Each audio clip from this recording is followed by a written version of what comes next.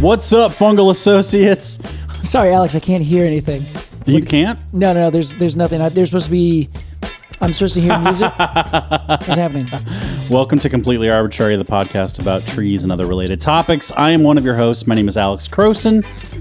Of course, across the room from me is Mr. K.C. Clapp. I have to admit to everyone I was making a joke. Usually Alex has a button that he presses, so it makes us hear the music that you hear, and that button apparently failed just now. Well, you know, Casey, we've had sort of a whirlwind last couple of hours. Yeah, we have, yeah. You came over to work, and we just sort of have been cruising. Yeah. And we have been putting off hitting record while we got some other stuff done. Exactly. And I will say...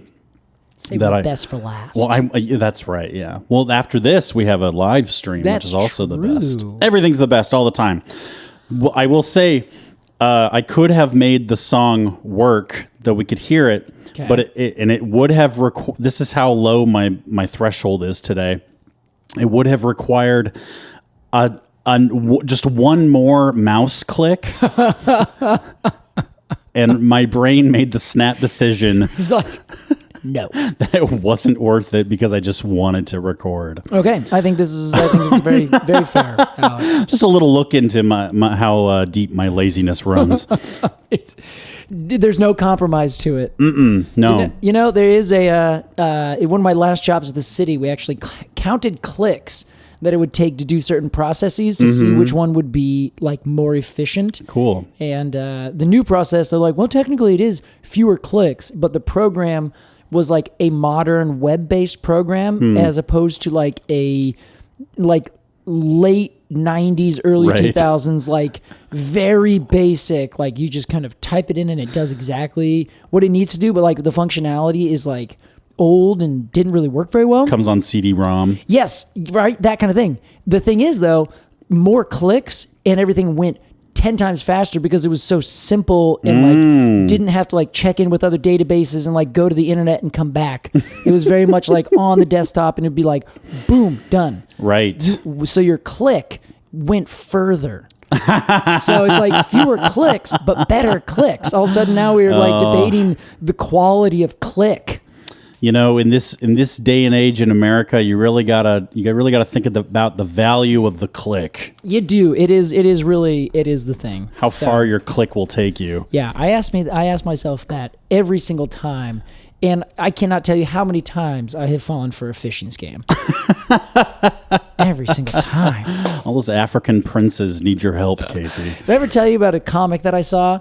It was a 2-part comic. On the top, it said, it was someone being not falling for that one again. And then the next thing down, it was a Nigerian prince who was just lamenting that nobody's taking his money. He's I'm just trying to give it away. It made me laugh. I love the play on that. Isn't it good? Casey. Good day, Alex. Before we get started. Oh, wow. Have you seen Asteroid City yet? No. Neither have I. Just checking in. Well, moving on. Great. I really want to see it. I know. I was telling you, Alex, I wanted to invite you out, but yes, and then other things came up. You just couldn't take yourself to hanging out with me socially outside of the podcast. How dare you? That is not true. Just so happened. I wanted to take you out, but I hit my quota for the day. Sorry, Alex. It's been 3 hours. Yeah. I just can't stand you anymore. Casey, I would love to see Asteroid City sometime. Yeah. Probably VOD whenever it comes out. However, today we are talking about... wow, I can't even make a bridge to it. It's a trio D. How about this? Something completely unrelated. And that is a tree. That's the problem. This is a podcast about trees and related topics. That's right. So it can't be unrelated. There's probably trees in Asteroid City. I think there's more cacti, probably. Oh, yeah. So really, we'd have to... That opens up a whole new debate. You're right. Let's skip it. We're skipping it. Yeah. Segue... Enter here. Casey, today is the last episode of our summer vacation. I'm so homesick I could cry. I know it's one of those things that goes both ways, though, doesn't it? That's you don't want right. to leave, but you also just want to go home. And in a few months, you'll miss where you are now. Exactly. And where we are now is, I believe, Sri Lanka. That is the best place to be right now. And today's tree that we are talking about is I will say the species is the sacred fig. I was going to say the sacred fig, the Bo tree, the Bodhi, the people tree. You just turned into Trump for a second. Yeah, just a little bit. It's the best tree. Sri Lanka has the best trees. Everyone knows this. I wasn't even trying. Casey, would you want to take a stab at the full name of this guy? Yes, Ficus religiosa. Okay. Well, is that the full name you're referring to? All right, hold on. Oh, wait, you're talking about this particular tree, Jaya Sri Maha Bodhi. Yes, Jaya Sri Maha Bodhi. Yes. And this tree resides in Sri Lanka. Yes.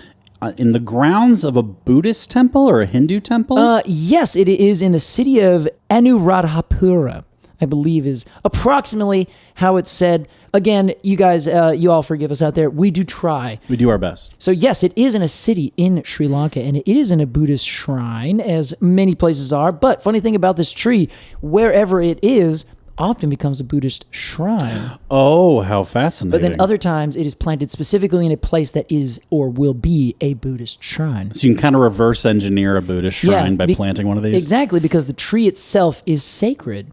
So whenever a tree happens to be growing somewhere, right. It's very rarely, if ever, cut down. It is treated with respect, and often you see offerings and things kind of end up popping up around them. Very interesting, Casey. Yeah. Now, I have to say, just logistically speaking, I read this in a lovely book, and it was like, it causes trouble for the general person who a bird eats this little fig because it is a fig species, right? And then drops its seed. And these are this species is pretty much the same as our banyan tree, Ficus bengalensis. Mm-hmm. It is a strangler fig in that ilk. Okay. However, that means that it also grows on top of, say, old walls or in your gutter or you name it, wherever this bird happened to defecate at that moment, right? You could get a fig growing. They grow as epiphytes, not actually parasitic in trees, so then they send down their roots. So they could start growing literally anywhere. So your back porch could become a Buddhist shrine. Yes. So I'm not 100% sure. And this is, please, I'm sure that everyone is like, how dare you? I'd be willing to bet a couple of these trees are gently moved somewhere else. Okay. Maybe not destroyed, but I think there might be, and this is strictly conjecture. Wow, where are you going with this? I think that, so it's a sacred tree, so you shouldn't be able to move it, right? It should, wherever it is, that is now a sacred spot. Sure. But some people are like, ooh, I really do need to park my car here. Yeah, that's my shed. Sacred spot. So I do have this feeling, just because I know people well enough, that I think the people tree is moved by people sometimes. Yeah. Anyway, it could be like a Sri Lankan Bruce Almighty situation. Yeah. You wake up one day and suddenly there's Buddhists in your backyard. You're like, oh shoot, why did that happen? Yeah, I guess every now and then, yeah. But I don't know. I can't say that I dislike it. If the world was in the future covered in sacred trees and no one removed them because they all thought the trees were sacred and gave them that honor. What a wonderful world, as Louis Armstrong said. Yeah, what a wonderful world. Until it inconveniences you. And where you got to park your cart. Yeah. Yeah. Well, Casey, we have so much to say. We sure do. About this Ficus religiosa. Maybe, I want to say top 10 of my favorite Latin names that we've discussed. Yeah. Perfect. And it's easy to remember, and it's descriptive. And we have a lot more to say about it, but we must take a break. We will be right back with the exciting conclusion of Arbortrary Summer Vacation right after this.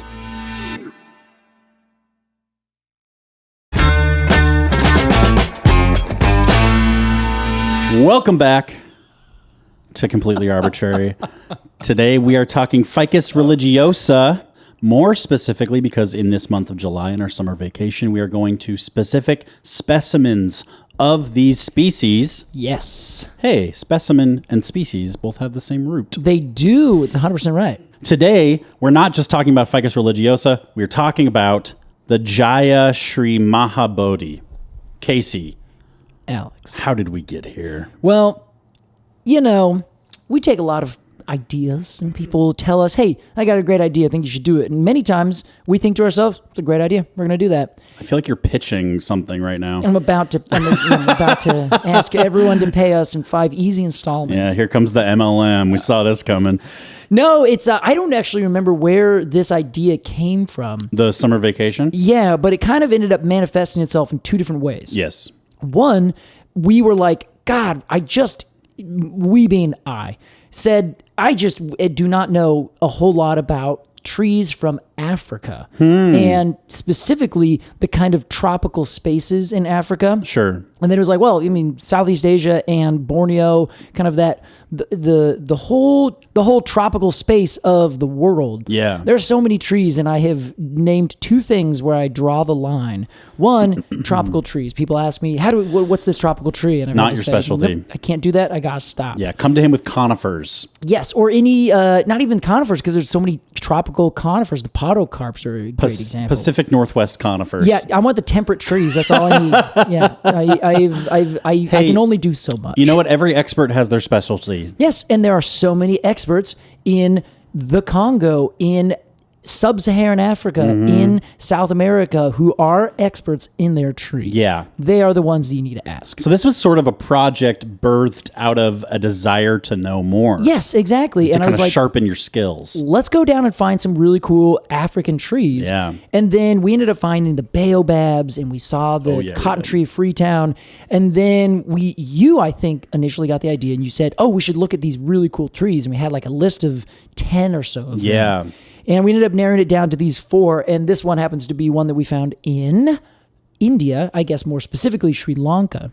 Yeah, I mean, for the geography impaired among us, can you describe what the Sri Lanka situation is? Yes, it is just a small little island nation that's off the southeastern coast of India. Okay, perfect. India being that subcontinent, which is just a normal continent. I don't know why. It's because geologically speaking, Alex, it used to be attached to Africa and Madagascar. So then it actually just like shot up through the Indian Ocean and slammed into what historically was a different landmass entirely. So at a certain point, it was sort of a subcontinent. Exactly. It was like this giant Australia-sized island that was just on a beeline straight for Asia, tectonically speaking. Is that how the Himalayas formed? Yeah, they're actively getting taller because those plates are colliding. Currently. Exactly, Wow. yes. Like last year, Mount Everest was slightly smaller than it is this year. Incredible. Isn't that interesting? Wow, they keep raising that bar. They really do. So it gets harder every year. Sorry, everyone. It gets harder every year. I was like, actually, literally, that is tectonically very accurate statement.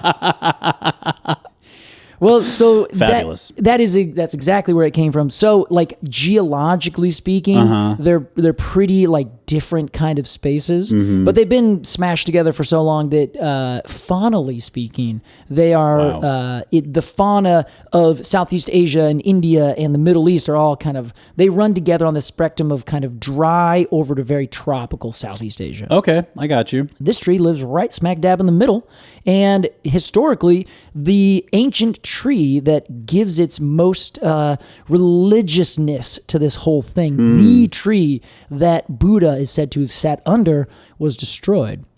But a branch from the southern side of that tree was cut and planted in Sri Lanka. Fantastic. 2,400 years ago. Okay. Not only that, but it was known precisely. This has been written down, which means the tree that we're talking about is the oldest living planted tree, because we have an exact date when it was planted, or at least an exact year, which was 28 BC. Okay.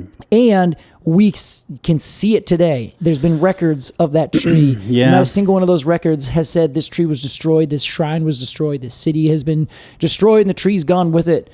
That tree has been planted there and growing for 2,400 years because someone's checked in on it every single year. In fact, thousands of people. It's a huge religious migration, pilgrimage. Sure, yeah. For Buddhism, well, let's talk. I want to get more into the religion because I know you're sort of an expert. Wow. Alex, that was not what I expected you to say, following what I did not expect you to say. Really, but I appreciate it. Really throwing you under the tuk-tuk. Casey, let's imagine, as we do every episode, that you and I are walking among the grounds of this Buddhist shrine. Yes. Not temple. I believe shrine would be the perfect or the better description, yeah. And we, of course, see this beautiful sacred fig. It's incredible. Let's ID this tree. All right. Well, I do have to say, I don't think we're going to talk specifically about this tree because the pictures that I can see, it's kind of... I don't know how to describe it. It's kind of like the Kremlin. Like everything is taken from like a weird angle outside the walls. And so you can't really get a good like full boom of it, you know? Yeah. And what you do see, like some of it's kind of fallen apart. I mean, it's 2,400 years old. It's not going to look like a spring chicken anymore. Sure. So the most I can say is, well, it's a pretty old looking tree. But let me give you a description of what the species looks like so you can imagine what this tree looked like in its full glory. The glory days, 100 BC.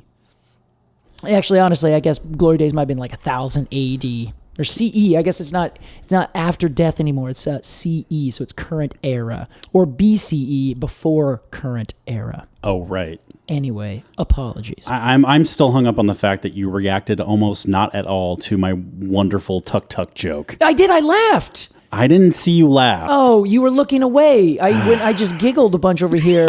Next time, okay, I'm a podcaster. I should know this by now. You have to move the microphone with you when you laugh. That was the only like joke I've ever come up with. It was like a joke. You've never made a single joke before in your entire life. It was a formulated joke. I thought it was quite funny, Alex. Well, thanks. And I was over here just chuckling to myself. Sure. Anyway, it's a great joke. Until I'm feeling needy today. No, we all are. All right, Casey, let's talk about the sacred fig, Ficus religiosa. Let's start with morphology. Well, this is a tree that's big, Alex. Okay. But it's big in a way that it is a grand tree. Wow. It's not like the tallest. It's not going to be the widest, but it's got a big, huge open canopy. Sure. And because of it being the kind of strangler fig where it puts down these aerial roots, yes, it tends to have these really weird, these strange dimensions where it kind of looks bigger and wider than it is tall, and the branches kind of come out, and they have these kind of weird looking parts where the little new roots have like grafted right into the stem, so it looks really like sinuous and that kind of thing. Are you seeing kind of what I'm imagining? Yeah, you looked up some pictures of just the tree, not necessarily our particular tree? Sure. It is kind of hard to tell where the tree begins and ends. Yeah. It's just kind of a mess. I like that. But it's cool, yeah. I do like a messy tree that's like... Yeah. Gee, what is going on here? Like the whole thing is a question mark. I feel the same way about banyan. Yes, yeah. Just have kind of like a blurry edge. Yeah, right. So now normally we would call a strangler fig a banyan, as I made reference to earlier. This, though, we call it a different tree because it has, 3,000 or 4,000 years of history with not the term banyan tree. Okay. So we still call it the people tree or the Bodhi tree, things like that. Or the sacred fig. Yeah, exactly, yeah, because it is a fig and also has these things. So before we went so far towards the taxonomic naming that we do today, where someone said, this is a fig, everything that's related to it is also a fig. This had a completely different name, unrelated to the fig that initially got us to call things figs, which is the Ficus carica, the one that grows over in England, or not England, but in Europe. Okay. Kind of in Italy and Greece, that kind of area. Okay. So the tree gets large. It is about maybe 60 to 70 feet large or high, has maybe about 40, 50. I'd be willing to bet if you get enough time, the wingspan will be just as wide as it is tall. It's a sprawler for sure. It's a sprawler. It sprawls. Now, one thing, it does not grow its normal aerial roots the way that a banyan does, where a banyan grows out and then just starts dropping roots way out on the end of its limbs. Our tree, our Bodhi tree, tends to only put aerial roots kind of close into the main stem. So they don't have these big, long, wide spreading kind of cantilevered and then supported, then cantilevered, then supported kind of branches. Okay. Like the ones, the the banyans that you've seen in like Hawaii or like some of the big famous ones that are super big and around, their morphology is just a little bit different than our Bodhi tree. Do we know why? Is that just? I mean, I've learned that that's just the way it grows. Yes, but sometimes there are good answers. I don't have a good one for this. Okay. I think it is just the way it grows. It tends not to put out really extremely. I was going to say extemporaneous, but that's not it. Extant? Yes, that's not even the term. We're just thinking of EX words, right? Yes, at the extremities, it does not put out its aerial roots. Very close to the stem. Interesting. So it is an epiphyte. It starts growing up in a tree and it'll send down roots. I read something, Alex, that it actually prefers, which I don't think it does, I think someone just said that it prefers to send its roots down inside of cracks and crevices in the tree and actually break apart its host tree. Oh, wow. Which I was like, that doesn't make a lot of sense. If there's not a like cavity for it to go into, there's not going to be any nutrients. And two, it's not just going to burrow. It's not just going to, burrow in or bore into another tree. Yeah. It just doesn't do that. Also, trees like to grow the path of least resistance. Yeah. And that just seems like, well, why would you do that? Yeah, Seems hard. Exactly, 100%. You'd guess why would not just grow along the outside where maybe there's a little bit more water running down the bark. Mm-hmm. But ultimately it does the same thing where it sends its roots down. Once it hits the ground, then it basically just goes into go mode and immediately starts growing up from the very topmost point and then takes over the canopy of the tree. Wow. Shades it out while putting all the roots around it, which strangle the tree that it's on, and then it takes over the space that tree used to be in. So cool. It's just the coolest thing. Every time I read about it, even though I'm like, I know about this, I read it again. I'm like, that is just... It's amazing.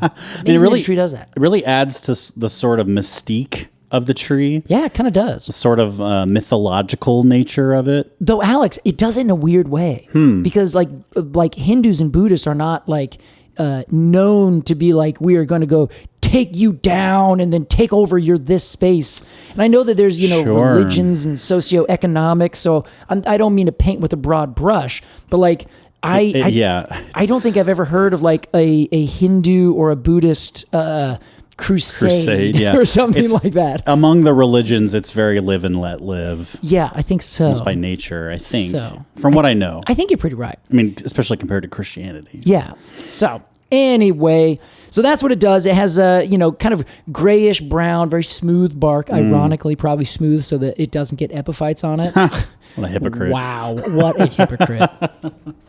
But it's got oppositely arranged leaves, and the leaves, Alex, I think are the thing that most people are familiar with or think about with the Bodhi tree. They're great because they have like this really long, almost rat tail like bit to them. Yeah, and I just think it's the coolest thing. Like it makes them very obvious. Big heart-shaped leaves, maybe about 4-6 inches long, and with that tip, it probably adds an inch or two, depending on the size of the leaf. Strange little quirk.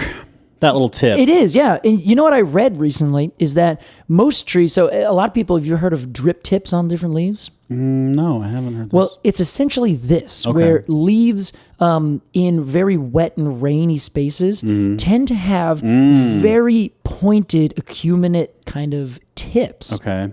And so that would be that it would help facilitate water hitting the leaf and then going off of the leaf. And I heard that it does that so that it can reduce the amount of essentially wax that's on the top on the cuticle of the leaf. Once it hits there, it'll take a little bit of wax with it. But if it sits there on top, then it could allow some amount of fungus or some kind of bacteria, different organisms to kind of start living on that leaf and either get rid of the kind of cover up the photosyntheticness that it needs, just essentially shading out the leaf by growing on top of the leaf. That was my guess. Yeah.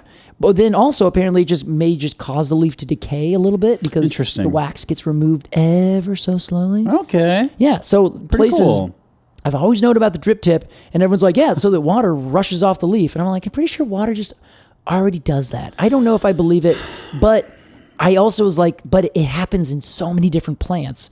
It's got to have a point because there are even some trees that don't do that at all, that don't have a drip tip. don't even have tips, really. I mean, is this what you're saying, that there's a correlation between drip tips and like seasonal rainfall or whatever? Yeah, exactly. I had just never heard until recently. I was reading, it's the book I'm reading right now called Other Lands. And they talked about it in there. And I was like, that is the only time I've ever read anything that has even tried to explain the drip tip in a functional way. Interesting. Other than saying it's to get rid of water. And I'm like, well, great. But why? Leaves aren't like sponges, water just runs off of them. You can't like suffocate a leaf or drown it. Yeah, exactly. So I was like, it's a good reason, but I want the next reason. Right. Why does it need to get rid of that? And why has it specialized in getting rid of water off the top of it? Interesting. Yeah, so that was the only thing. Drip Everything tips. else, they just said it happened, but I needed that one step further.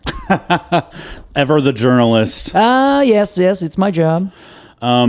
Yeah. So the leaves. Oh, I almost just said catalpa, because I was going to say the leaves are very catalpa-esque. They really are. Yeah. Big, plush, cordate leaves. And you know what? I'm a fan. They come out when they're very young in the springtime, this deep reddish pink color. Ooh, wow. Yeah. So they're just like, and then the whole thing turns green, and then they grow, and then you're going to be so upset. They're drought deciduous. Oh, no. I know you don't like that, No. but I'm sorry. Not a fan. Every single tree we've covered this month has been drought deciduous. That's true. What the heck's going on? You'll hear it right now, everyone. Complete accident. I did not plan that. We did not plan that. No, I didn't even know it about some of those trees. We don't have the foresight to plan this ruse. No, literally, I came to Alex yesterday and I was like, let's do this one. Yeah. No, I'm just kidding. That's not true, true. Casey. But yeah, so some foresight. They are quite beautiful all year round. And being the drought deciduous, of course, that means that they will drop their leaves during the dry, seasonal, non-monsoonal times in these tropical spaces. Got it. Casey, does this fig grow a fig? I'm glad you asked. Maybe we should talk about the flower first. The answer is yes. Okay. Well, see, they have these flowers, but of course, as you know, they have false fruit. The fruit that is the not even realness of the whole thing.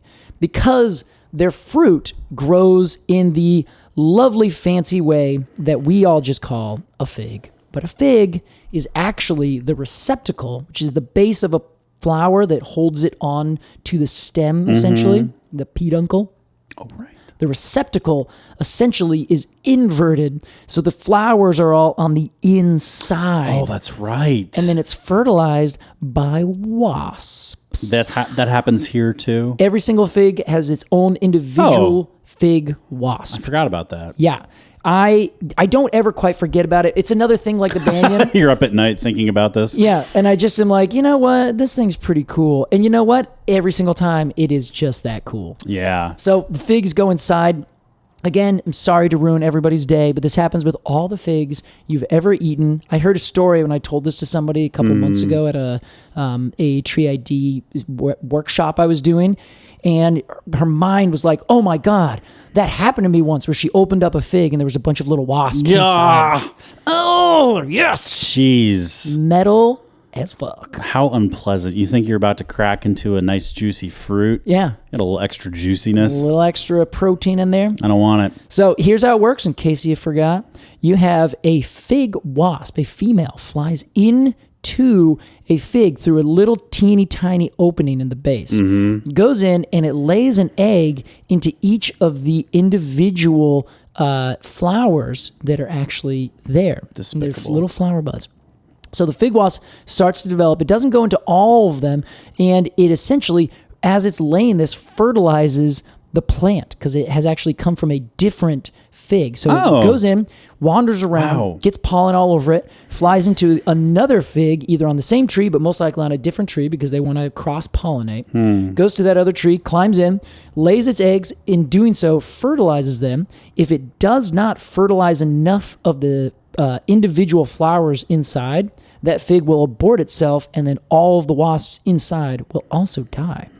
So, evolutionarily speaking, that is a quid pro quo. If I don't get what I need, your entire brood dies. Damn. So thou shalt fertilize as many as possible. This is a really toxic relationship. Oh, it totally is. It absolutely is. But they are stuck with each other. Yeah, holy shit. So that individual female will then end up perishing a little later on. All the little ones inside will start to develop, and the males will come out first. They have 0 wings. They will end up fertilizing the females that are still in utero, if you will, and then will bore a hole and then go on their merry way and probably die sometime soon. The hell? Once the females that have now been fertilized by the male wasp, once they pop out, the flowers start to bloom, then the whole process starts again. All those females leave. And the fig dies, the fig rots and goes away? No. Now the fig is able to be eaten. So now, as soon as it gets fertilized that very first time, then it starts to grow into this tiny little, about cherry-sized little fig that's eaten mostly by birds and some other animals that roam around these beautiful tropical forests. Can I clarify something? You may. I love figs. Yeah. I've eaten plenty. Mm-hmm. Are you telling me that at one point, every fig I've ever eaten has had wasps in it? I am pretty positive that's 100% the case. And then they leave, and then the farmer comes by and says, "Oh, this looks nice," and picks it. I might even skip over and they leave. I think sometimes they do, sometimes they might get picked a little early. But here's my caveat. I am not sure if the fig that you and I would normally be eating, which is the common fig, Ficus carica, the fig leaf that everyone knows about, the one that you grow in your yard, blah, blah, blah. That one... because or in your home. Or in your home. Well, no. So the fig that we grow in our home, those are tropical figs. The one that you're eating that you buy at the store, that is one that's actually a temperate fig. That grows down in like Italy and Greece. It's growing here in Portland. Oh, sure. Yeah. Okay. Well, here's my question. Here's why I'm like, I don't know. Yeah. Because I'm not sure if we have bred it to the point where it just will produce fruit. So I don't know if those fruit are actually fertilized. Okay. So I only don't know because we haven't really done the research into it. I'm not a big fig fan, so I haven't Really? Yeah, the fruit doesn't really do it for me. The textures are just okay. But because of that, I haven't actually done the research to see if it is if they've kind of figured out a way to make them kind of seedless and get them to just produce the fruit no matter what, if they're fertilized or not. It does seem like something that food scientists would prioritize. Yeah, I mean, we have bananas that are, have 0 seeds in them, right? So like someone might have, I'm sure they thought about this. For sure. Not to mention the individual wasp that would be the fertilizing agent. I don't know if it's come over, So if you plant a fig, you must also bring over the fig wasps to get it to grow the figs. Wow. Or else it will abort it. So I'm not sure if perhaps we figured out a way that the plant just no longer aborts the figs and it just makes them anyway. Sure. I don't know. Wow. Oh my God. What a wild web. A wild wasp web. What a wild wasp web. That we weave. That we weave warily. All right, Casey. All right, yeah, we can't go any further with that. So that's kind of the big hits on this tree. Those are the parts. Yeah, and they're really, they're beautiful little plants. I think they're just like the essence of tropical. Whenever you go down, like you and I were down visiting Tobin Mitnick and everyone in Los Angeles a couple months ago. Yeah. And we saw so many fig trees. It's true. And they just scream like tropical wonderland. Like, I don't know why. It's just, they're very powerful looking, I've always thought. They really are. I'm just like, that's a stately tree. Well, and Alex, speaking of powerful. Oh my gosh. Apparently, if you sit in the shade of this tree, you might be a little bit closer to enlightenment. Is that because Buddha himself sat neath one of these trees? That is exactly right. Did I step on your toes there? Not at all. No way. Hey, peace be with you, baby. All right. No, this is the tree that probably, I think it might be one of the only trees that really, truly earns the specific epithet religiosa. Wow. Every other tree that exists may have some amount of kind of religious meaning, Yeah. Especially with the trees that are growing in and around peoples who have more animism kind of relationships with their kind of their ecosystem. Sure. The first things are Native American beliefs where everything has a spirit. That would be a similar thing. So every tree is as important as this one species is to, all these other religions. Sure. Shinto in Japan, most likely 1,000 other religions that we just don't know that much about. This, though, is a tree that is like, it's so revered that it's almost never cut down. It's so revered, if it's growing somewhere, it's kept there forever. People do these meditations where they walk around it. I believe it's a Hindu meditation where you walk around the tree a certain amount of times, and each one is meant to be kind of not a revolution in time or anything like that, but it's like each time you go around the tree is one iteration of this kind of pacing is what it is. Pacing? Yeah. Oh, as in walking? Exactly, yeah. Okay. Like you're walking around and they call it a pace, and I can't remember the exact term for it, but what it is essentially a meditation. So each time you go around, you've done one meditation, you do it again, and then you do it again. So the people tree is essentially kind of representative of the heaven, the earth, and the underworld, kind of all put together. So the tree is, in its literal essence, a tree of life. And that is canopy, trunk, and roots, respectively? Yes, exactly. Okay. Yeah. Cool. So, so the thing with Hindu is that it is a religion that isn't one single kind of religion. Like there's one God. There are many different traditions that have kind of all been pulled together. And this is a religion that's well over 3,000 or 4,000 years old. So it's essentially, as people moved around, they basically got in touch and interacted with these other people. So as the Indo-Aryans came over into what is now India from like Afghanistan and Pakistan, then they ran into these other local people that had these other local traditions. Those local traditions all kind of got collated together. So there is one kind of individual God, which is Brahman, but that individual God is also able to be reached through all these other deities and spiritual symbols and that kind of thing. Okay. So it's a kind of this mixture of monotheism and pantheism. Interesting. So there's more than one way to get to a single God through other smaller deities. It's very curious.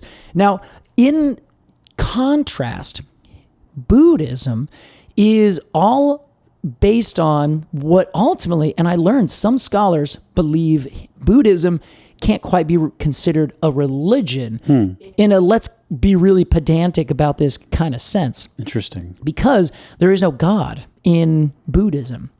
The Buddha is a man. So he reached enlightenment. I believe he's actually a kind of a royal, gave up his royal life and started walking around. So they had these ascetics. And I mean like the in the religious sense, not aesthetic, but ascetic. So, or acidic, I think also is what it is, but not as in, that's the opposite of alkaline. So we do really need to write a lot of this down for today. And alkaline as in the opposite of acidic, not as in Alkaline Trio, the early 2000 pop punk band. Yes, exactly. Which, maybe they were just in a response to the Acid Trio. Nobody knows. And band as in a group of musical performers, not the wedding ring. Exactly. Alex, if it wasn't for you, we'd be so lost right now. And ring as in... All right. We're going to take a break here. Alex is broken doing too many responses. Make sure everything's so clear. Alex is scratching formulas on his wall. Do you know, like on like National Public Radio, whenever someone says anything and the announcer has to come in, or the interviewer has to come in just to clarify something really fast? Sure, yeah. I always love that. And in Parks and Rec, they parodied that so well. Oh, you ever yes. see that? With what was his name? Something St. Clair.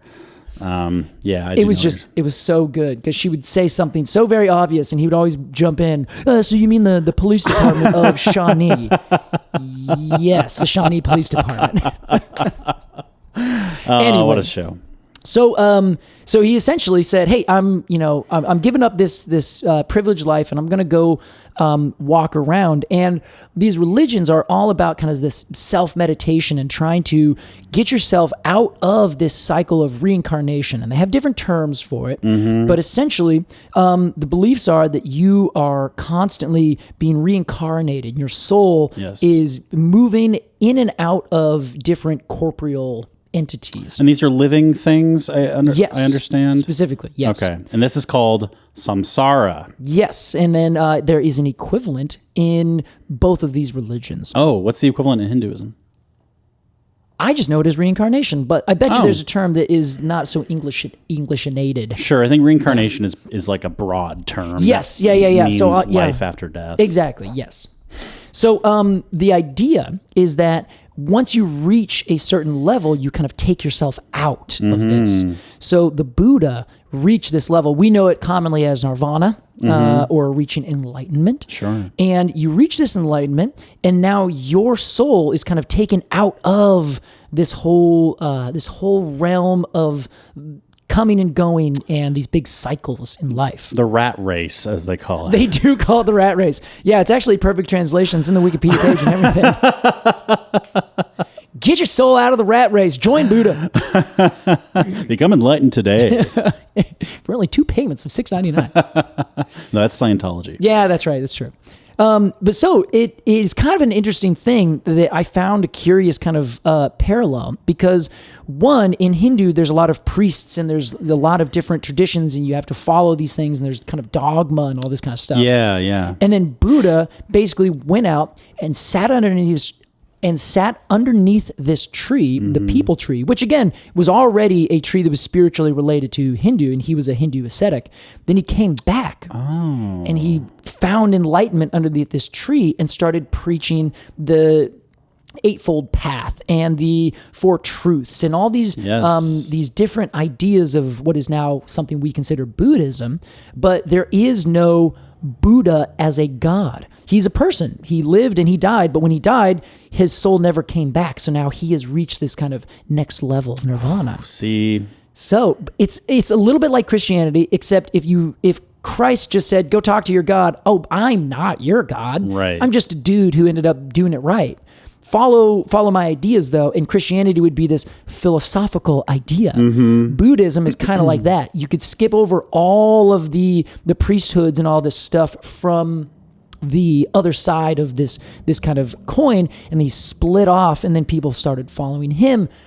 But it's mostly this idea of how to live today so that you can reach this next level. Not even tomorrow. It's at the end of your time, but time is kind of this long distance thing. Some of the people in these religions have lived literally millions of years ago, Yeah. I hope this isn't inflammatory. We'll see. Uh-oh.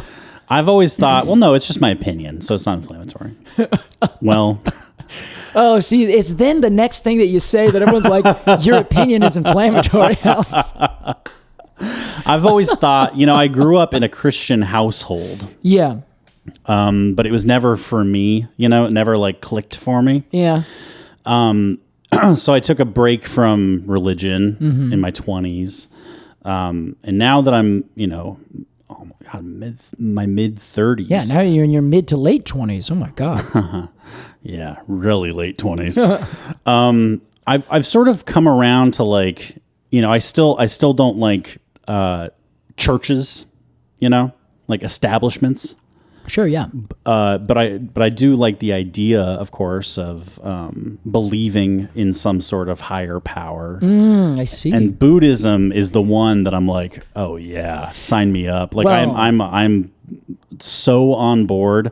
I just don't know where to start. I think you just start reading materials like you do, yeah. As far as I know, yeah. But then again, I'm someone who doesn't have a whole lot of religious experience in terms of practicing. Sure. So I don't even know where to start either. But I can give you some books that'll be pretty flat about it. I mean, I wonder if Buddha himself would be like, no, fuck the books, just go meditate. I think so. Yeah, I think he would say, here's how you meditate, here's what to focus on. So cool. But see, Alex, I think you're actually doing this more often than not because you've been doing a lot of like Tai Chi. So you're Qigong, excuse me. Yes. So you're working quite a bit more on your kind of spiritualness. So this is really something I was curious about your opinion on because you are putting it into practice more than I ever have, certainly. Oh, a touch. Yeah, but it's just that kind of meditation to kind of get in touch with yourself, not necessarily this other entity out there, you know? I mean, like my take on it is that it kind of makes you the God, I guess. Yes, yeah, exactly. You are the deity of your own religion. Yes. And meditation is all about mindfulness and being present in the here and now. Yeah. And that brings you closer to God, which is, yourself. Yeah. Yeah. Now, so this is the thing that they kind of touch on in these two religions, and I'm bringing them together. One, because it's just too much to really get into both of them. Sure. And how much this tree specifically is important to both of them. This is an other related topic that is like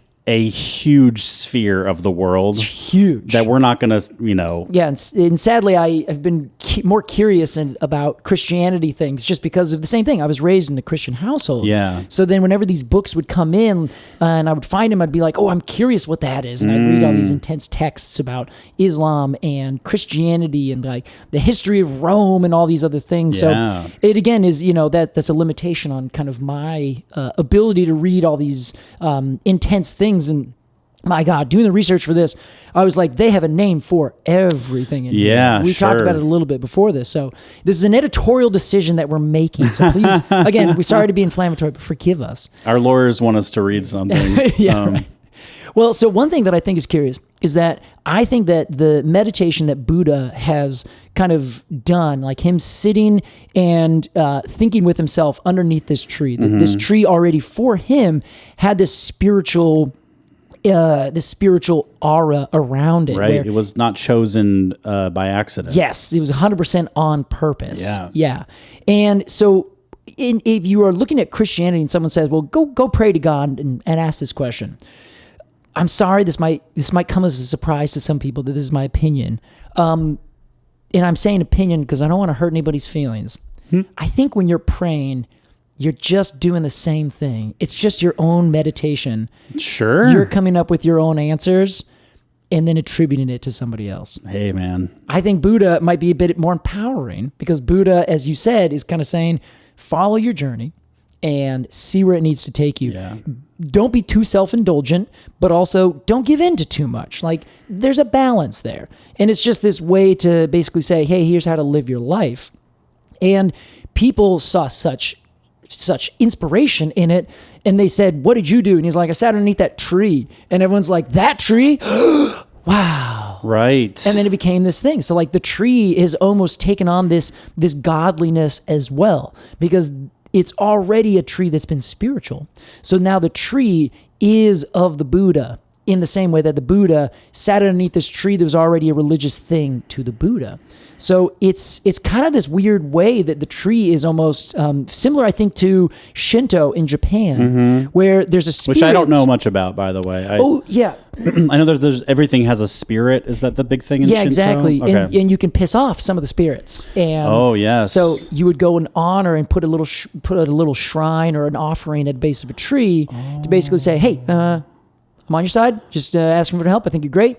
And then the tree, i.e. the spirit, would kind of be behind you and help you through your way. Okay. Well, I have seen Spirited Away, and I believe the religion in that, or like the message in that, is framed in a Shinto belief. Have you seen that film? I don't think I have. No. I wasn't sure if you had actually misspoken when you said that. No, it is what you're saying. It is a film by Hayao Miyazaki of Studio Ghibli fame. Gotcha. I'm not familiar with either of those. Oh, wow, Casey. I am, as you know, behind. Have you heard My Neighbor Totoro? Yes, I have. Okay, that's same studio, same animator, gotcha. writer, director. Yeah. And it's about a little girl who goes to work in a bathhouse for spirits. Oh, wow.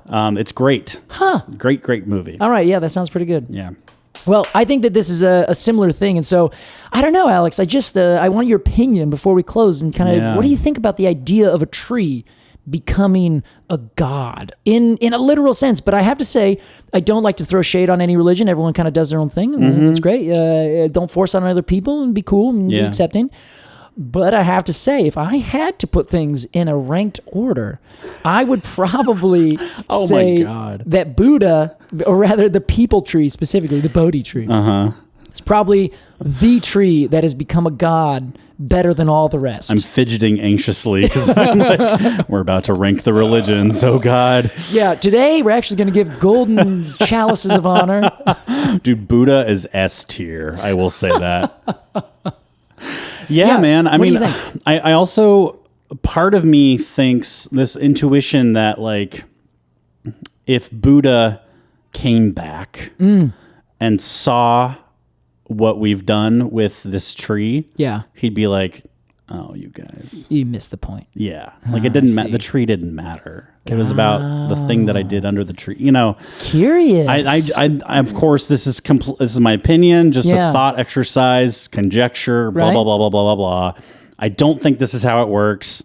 This is my opinion. This is my opinion. Okay, yeah. I know we're being like, now just to be clear, the name of this episode this is our opinion. This is our opinion. I don't think we're saying anything too inflammatory. I don't think so, but you know, it's a touchy subject, Casey. It is, yeah, and there's you know, we don't want to end up on the wrong side and trying to be respectful as much as we can while also having hot takes left and right, baby. Yeah, you got to have hot takes. Hey, with all due respect, okay, the tree didn't even matter.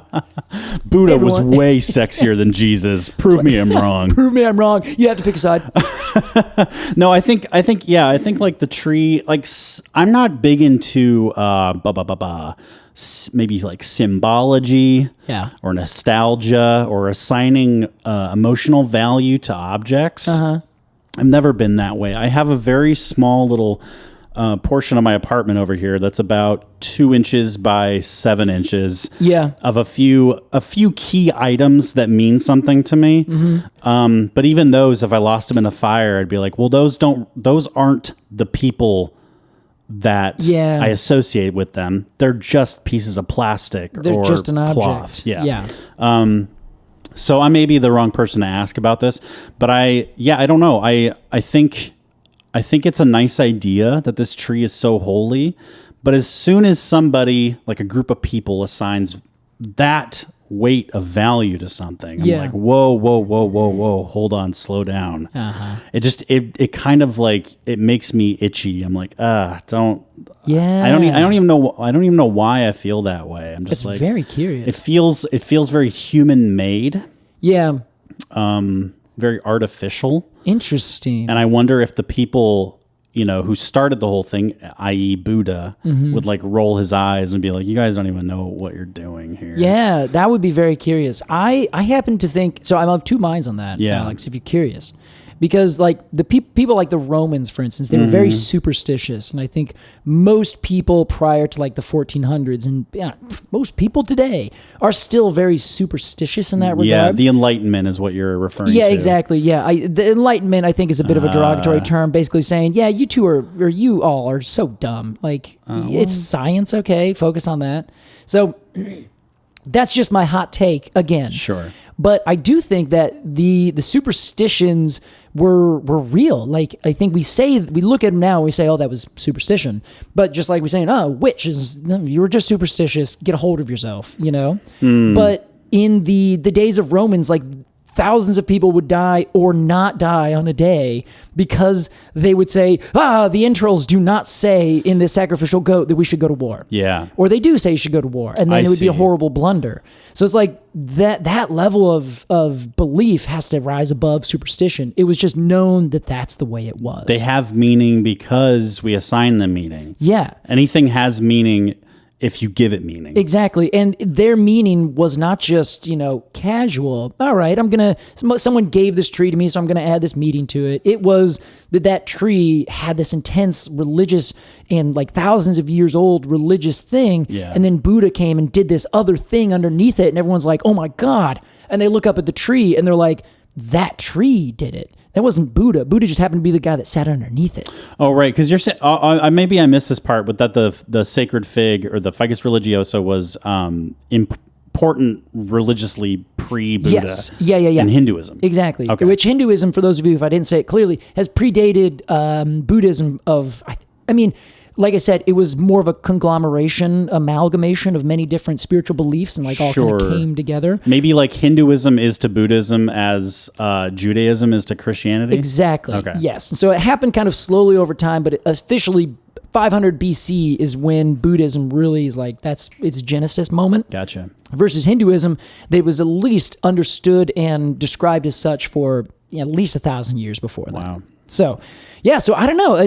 Whenever I have been doing the research on this tree and like going through, and I have had a couple iterations just trying to make sure I can read things, and that's when I was like, Alex, we're going to have to truncate some of this. There's so much here. I thought we did pretty good. I think we did. For a couple of non-scholars. Yeah, exactly. Just, a couple opinionated people sitting here talking about a tree of all the trees that we cover. And the Tule tree.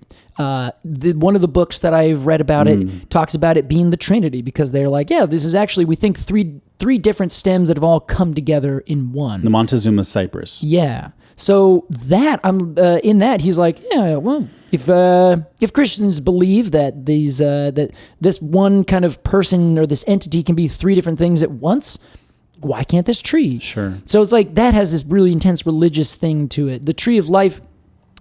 Having everyone in Africa understand and know that this tree was thrown upside down by the gods because it was either a little too smug or its animal, the hyena, was a little too smug. And so they punished it like that. Like, there are all these trees with these big kind of spiritual beliefs, which of course, there's huge, huge trees and ramifications with these peoples and how they've moved and how they give these symbols. But of all of them, they represent something. I think that this might be the only tree that is not a representation, but the thing itself. A manifestation. Exactly, Alex. Wow, Case. Anyway, that's my quick thought. I've heard about this Reddit. It's called shower thoughts. Sure. And I think they really mean high in the shower thoughts. Yeah. I think this might be, not that I was, but a high in the shower thought. That's a little more elevated than most shower thoughts on that subreddit. Okay, I'm happy about that, because I've just been thinking about it. I'm like, I don't know, this is the only way to really explain. Yeah. Because all the other trees, they kind of end up getting cut down at some point, or they end up dying or something. This tree, it's like prohibited. Yeah, this is really interesting, Casey. But this is just my hot take. Again, I was not high in the shower thinking of this. Our podcast does not boil down to that. Thank you. It's just a nice way for me to describe it. Hey, we're looking for a theme for December, right? All right, Casey, do this and then tell us what you think of afterwards. Marijuana, talk about some trees. Oh God, that's a little clunky. What was it? Isn't it? There's a Reddit. It's marijuana enthusiasts is the tree Reddit, and tree enthusiasts is the marijuana. Or trees is the weed Reddit. When I learned about that like 10 years ago, I was just like, every now and then the internet just does something so divine that everyone just gets on board, and there's no naysayers being like, we gotta switch these, okay? Anyway, sorry, a little off topic. Casey, we gotta give this Ficus religiosa, we gotta boil it down as we do. I hate to do it sometimes, and give it a cone score, but we gotta do so after a break. We sure do. We'll be right back with the exciting conclusion to Completely Arbortrary Summer Vacation.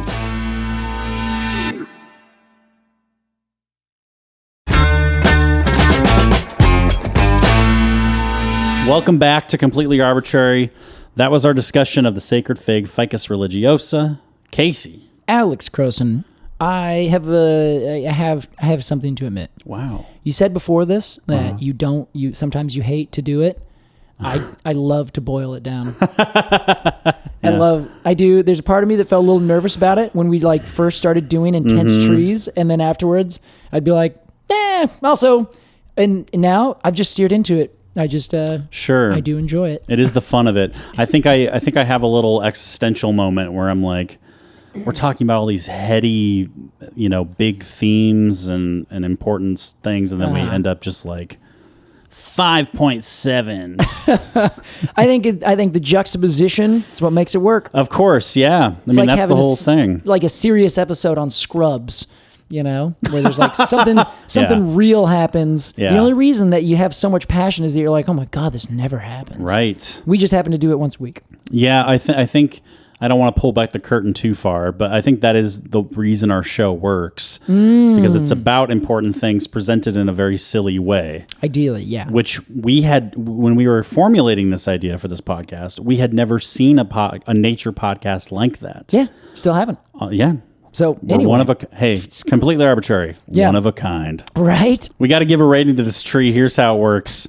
We have some final thoughts on this Ficus religiosa, and then give it heavenly, I will say divine, I was golden say, cones of honor. I don't know if there's a heaven. There's an absolute soul. An absolutely soulful 0 to 10 golden cones of honor. there you Casey, go. as our resident Buddhist, All right. we begin with you. Man, that is what's going to get Buddha if he comes back. He'd be like, no, dude, you're way off. Oh, all right. So with our lovely little tree here, our Ficus religiosa. Oh boy. I think it's a great tree. Sometimes I can tell that you don't know what you're going to say. I don't. Yeah. And what do you do? Do you think I do right now? No. I really don't have. I don't know what I'm going to say. So a lot of times, like sometimes while doing the research, I really come up with something. But this research was focused actually more heavily on religions than doing other things. Yeah. I really am super unfamiliar with this. So I'm like, I got to learn a little bit about how these function and where this tree, the role that this tree plays in it. For sure. It took a lot of your focus. Yeah. And so, but it also like, it adds a lot to the tree in terms of this, like this background kind of, I don't know, just this je ne sais quoi about the tree. May I suggest a term? Please. Mystique. Yes, there it is. That's a perfect term. Thank you. So it helps to shade whatever I'm feeling. Sure. Yet sometimes I want to be like, no. Just focus on the tree, Casey. This is your part to be arboriculturally accurate. Right. But also, I do that so often. Sometimes it's nice just to be like, just really don't care. Papa's taking his tie off. Yeah. Now, so what I do love about this tree is the fact that the tree itself grows almost anywhere. Like I love the strangulerness of these kinds of figs. Yeah. Because the fact that they grow on and over and take over the shrines that are built around them because they send their roots on them, or they just started growing on top of it and sent their roots down around it. Like, how many times have you seen like these really cool pictures of like a Buddhist or a Hindu temple that's just covered because the forest ate it up because all these banyans on ficus all around like took over? It's quite symbolic. I love that. It's pretty cool. And I have to say, I think that the religious leaders would also love this, that have gone past and reached nirvana because they're like, yeah, this is the sacred fig taking over the sacred space. That's it. Yeah, that's the whole thing. So I love that a tree does that. I also love that it is a tree that has these really beautiful, like gorgeous leaves, and that is grown and planted all over the world. We also didn't even talk about the fact that it's like every part of it's medicinal in some regard. Oh, yeah. Except the figs. Apparently the figs are, quote, a starvation fruit. So they're just not very tasty. So people are like, you eat them when you really are low on food. Oh, as opposed to, what is it, Casacara or Ficus? Bengalensis Carica. You're thinking, Carica, Carica is a very specific, this is a delectable thing, we're going to eat it. Fruit to eat. Yes, exactly. Okay. So I think it's great, although there is I am a little bit concerned with the bully. I think this tree's a little bit of a bully. Sure. And I don't mean it being the religious tree that it is. I mean it just that strangler figs are a bit of bullies. And I honestly see them taking over the world. Or as I like to call it, the strangularity. Oh, God. We got to do a third fig so you can use the strangularity on this. Although, maybe that'll be a good... Okay. So I think I'm going to give this... I don't know. I think I'm going to go 7.9. All right. I've been giving a lot of high scores lately. That's pretty good. These trees, god dang it, they're worth high scores. These trees have been very cool this month. They're just really cool. All except we're going to have an asterisk on the Montezuma cypress. It may or may not actually be a tree. I get it. Don't want to hear it. Oh, I don't want to hear that either. It is. It may not be. I'm over that argument. Shutting it down. So I think 7.9 because I think this tree, like I can't really get over the idea that and this is, again, my interpretation. We could probably talk to a scholar, and they'd be like, yeah, you're pretty off base there, buddy. But I do like the idea that the tree is the thing itself. It's not just the symbol of the thing. Like you said, it's the manifestation, not the representation. I do like that. I like that a lot. Like, I like that a lot. Like, I want to start looking at trees and being like, okay, maybe if I understand the rest of all these trees like this, it might help me understand how other peoples at other times saw their trees. Like we were talking about Native Americans and different tribes from all over the world that had these other relationships with the trees. They weren't representations. They were manifestations. They were quite literally the thing. Love this. Yeah, it's pretty great. All right. 7.9 Golden Cones of Honor. That's what I got, Alex. From Casey Clapp. Case, I think this... I think Albanians are pretty cool. I think I agree with you about them being bullies, but I also kind of just see it as like they're really good at what they do. You know? Definitely. And they do it till they fucking drop. Right. And sometimes they accidentally do it to themselves. In terms of Buddhism, I give Buddhism 10 out of 10. It's a really great religion. Yeah. Big time on board. Big time on board. I'm all about religions. In fact, this is I basically invented this religion. No, I'm not saying that. I'm not saying that I'm the reincarnation of Buddha. However, yeah, he can't. He can't be. He's out of the rat race. Yeah, he's gone. No one has a shot. I love what the sort of idea that you came to, and then I helped put it on a shelf, which was the manifestation, not representation. Yeah. This tree is not just a symbol. It's not just it's not like a painting of a fictional character. Mm-hmm. It's like the fictional character come to life that you can like talk to and interact with. Yeah. It's not an illustration. It is like a human, right? Yeah. And usually a fruit tree, if it doesn't grow a fruit that I can eat, I'm like, nah, get out of here. Yeah. But I think this one gets a pass. Ooh, I'm feeling like a 7.5 case. 7.5. I think that's very fair. That feels like a good kind of up the belly of the middle, top middle of the bell curve there. Exactly, yeah. And I should add one big caveat. I'm pretty positive it might be like invasive in like Florida, but I'm not sure. Oh, well. So I can imagine. Like I said, it's going to take over the world. They can have it. They can have it. Casey, that was our review and our discussion of the sacred fig, Ficus religiosa. Mm-hmm. It is time for our completely arbitrary Q&A, our last of the season here, Case. And you kind of spoiled this one, Alex. It's from our Patreon, as of course everyone knows, but That's right. Note that this is a Patreon question and answer session where one of the questions was very apt. Yes, Casey. I posted this thing. I posted this post asking for questions, and this was the very first question that came in.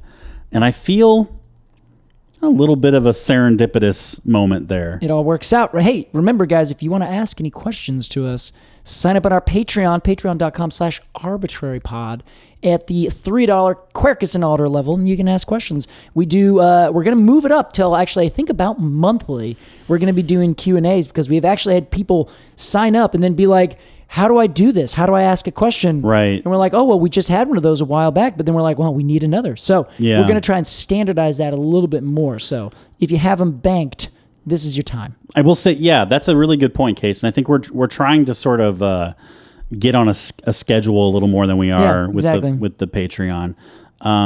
This one comes from ASIBS121. Oh, right. 121, baby. If that is your real name. ASIBS121 asks, if you could be reincarnated as any type of tree, what would you pick at this very moment? This very moment. That is so helpful. A lot of people ask me, Alex, what's your favorite tree? And I'm like, well, right now. Right. So that's good. I do that with movies. Ah, okay. What's your favorite movie? Well, right now I'm really into this movie. I've watched it 17 times in the last month. So that's how I'm going to do it again next month. That's how I consume media. Ooh, okay. So, Casey, what do you think if you... heaven forbid, I should say. Yep, thank you. Appreciate it. Pass on. Mm-hmm. What tree, which is a living thing, so I think it counts. It does. In samsara rules, in the doctrine. In the doctrine. What tree would you choose to be reincarnated as? This is a good one. I think it's a little bit rough because you're not supposed to technically choose, but I don't think you can. I'm feeling a broadleaf tree, which is weird. I think maybe I'm just in a moment in my life where I just kind of want to like take a breath and just kind of be like, hey, you guys, I'm going to go away. And just do that. Yeah. So I don't know. I just want to live forever. So it's not going to be an alder by any means. Get out of here. No. Not going to be a willow. No. I don't think so. You're thinking in the genre of old, long living, big. I'm assuming East Coast broadleaf tree. No, maybe. Honestly, I'm feeling like a beech tree. Like a big beach that's just going to slowly pump at it and never do anything too insane. Every now and then, I'm going to fall apart, but then I'm just going to regrow a new thing. Sure. It's going to be fine. And hopefully I'll live for 500 more years. Okay. Enough time to think about what I did wrong to become a tree from a human and then make that correction. Oh, there's an HBO series waiting to happen. Oh, God, there is. Yeah, so I think I would go with probably a European beech because I think they're less likely to be completely cut down than our American beech would Interesting. Be. Or at least maybe. Ficus europaea? Oh, not europaea. It is Sylvatica of the forest. Yeah. Oh, I thought that was the American. No, that one is grandiflora, big leaf. Psh, yeah. I can't keep up with all these. Grandifolia. My God. Wow, Casey.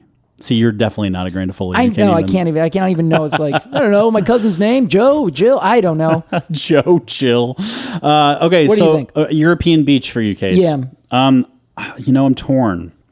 I'm of two minds here. Okay. On one hand, I'm like, bristlecone pine. Yeah. Up in the mountains by myself for 1,000 years. Sounds great. Nobody around me but Tobin Mitnick visiting every once in a while. Yeah. Hey, Tobin, it's good to see you. Of course, then you got to compete with Methuselah, and you know that guy's an asshole. Mm-hmm, mm-hmm. On the other end, I'm like, hey, I want to get that life done with as fast as possible. Make me like a weed of a tree of heaven in somebody's yard. Oh yeah, they're just gonna pick up at the first sight, and then I can be a squirrel like my hopes. That is your true dream. Yeah. So really, your new reincarnation is just a means to the next end. Yes. I'm gaming the system. You see. Yeah. I actually it's just like tanking your season so you get first round pick. Yes, exactly. This is. It's my rebuilding year. I don't want squirrel. I want a well-loved house cat. Gotcha. I think is basically the best thing you can come back as. All right, yeah. Okay. Yeah, or a billionaire. I don't know. Oof, you'll have so much hate, and for yourself included. I'll pay to have my name erased from history so nobody knows who I am. Good work, Alex.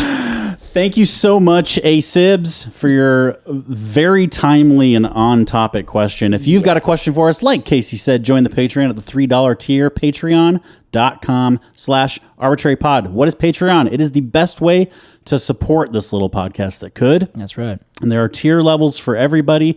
It is a monthly subscription. However, we are discussing lump sum yearly subs. Yes, we'll see how that works. Yeah, literally, we got to go into the settings and see how that works. How does this work? Patreon.com/help. We got to call Jack Conte. Yeah. I would love to talk with Jack. Jack, if you're hearing this, just give us a shout. Oh my God, he does like a series of sit downs with Patreon people. That'd be awesome. Yeah, so I'd do that. I feel like the Cone of the Month Club is cool enough where he could be like, "Tell me about this." Oh yeah, please. And also Pomplamoose crushed it. I love Pomplamoose stuff.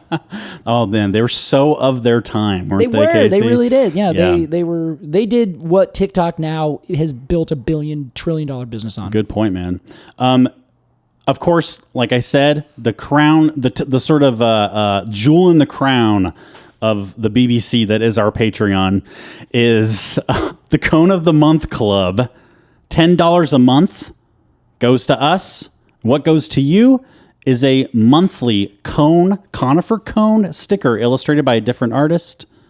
It comes with a little cone card. They're in all different styles, Casey. That's right. We just got the shipment of this month's cones. Just got it today. It's the Jack Pine from June. So July is still on its way, which means you still have time to sign up. While we have you, here's how the Cone of the Month Club works. When the month that you sign up, the next month you will receive your first cone. Exactly. We have to do a bunch of calculations and see who got it. We have to take the data, turn it into paper, and then send it to you via the post. So everybody who is signed up currently at the end of June receives their cone from June in July. Correct. It's just the way we got to do it. I know it's confusing, but you know what? So is economics. Turn it off, Alex. Just put an end to it. I really could not think of something. It was beautiful, though. It was your exasperation was so well done. Well, I have a lot of practice. Above that is Arbortrary Plus, our live stream tier. Every month you get 2 live streams, one from Casey and I, and one from just me playing a tree or nature-themed video game. That's right. Today we're doing one actually in 5 minutes. That's right. We are ranking the summer fruits and vegetables. That's the kind of content you can expect on Arbortrary Plus. Right. I mean, because, well, we need to, we actually have a lot of opinions, you and I, Alex. Oh, yeah. So sometimes we need to be like, you know what, Alex, let's talk all about not trees for a second. I love it, Casey. Beautiful.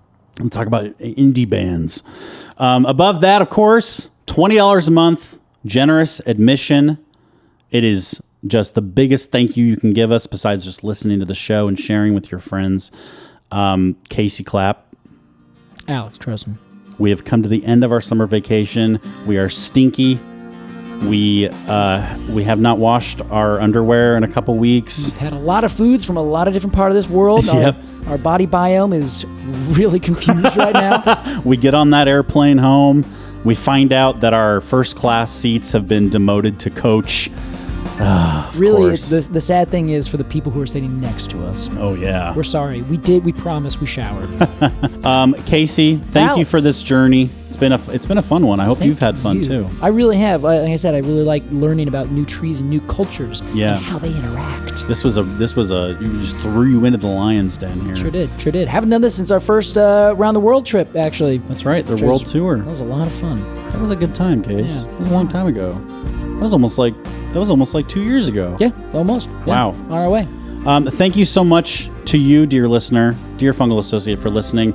We are taking a week off next week, so you'll get a bonus episode. The week after that, we're back with more trees. More completely arbitrary. That's right. We will see you then. Goodbye. Catch you later.